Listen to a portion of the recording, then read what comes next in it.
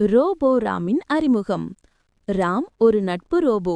அவன் ஒரு பெரிய பிரகாசமான நகரத்தில் வசித்து வந்தான். அவனுக்கு எல்லா பொத்தான்களையும் ஒளிரும் விளக்குகளையும் கொண்ட கருவிகளை மிகவும் பிடிக்கும். இசையின் ஈர்ப்பு. ஒரு நாள் ராம் ஒரு பூங்காவிற்குச் சென்றான். அங்கே ஒரு குழுவினர் மகிழ்ச்சியான இசையை வாசித்துக் கொண்டிருந்தனர். ராம் ஒருபோதும் இப்படி ஒரு சத்தத்தை கேட்டதில்லை. அது அவனை கவர்ந்தது. இசைக்கருவிகளை பார்த்தல். ராம் இசைக்கலைஞர்களை நெருங்கிச் சென்று அவர்கள் வாசித்த புல்லாங்குழல், கிட்டார் மற்றும் தபேலா போன்ற பல்வேறு கருவிகளை உற்று நோக்கினான். ஒவ்வொரு கருவியும் எப்படி ஒலித்தது என்று அவன் வியந்தான். முயற்சி செய்தல்.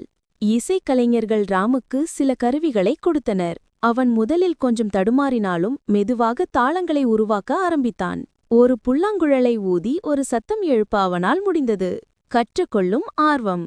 ராம் உற்சாகமாக தனது வீட்டிற்கு திரும்பி அவனது இசைக்கருவிகள் நிறைந்த அறைக்குச் சென்றான். அவன் ஒரு கீபோர்டின் முன் அமர்ந்து வெவ்வேறு சத்தங்களை முயற்சித்தபடியே அதன் பொத்தான்களை தட்டினான். நாள் முழுவதும் ராம் இசையுடன் விளையாடினான். அவன் மெதுவாக மெல்லிசைகளை ஒன்றாக இணைக்க கற்றுக்கொண்டான். அவனது அறையில் வண்ணமயமான இசைக்குறிப்புகள் மிதந்தன.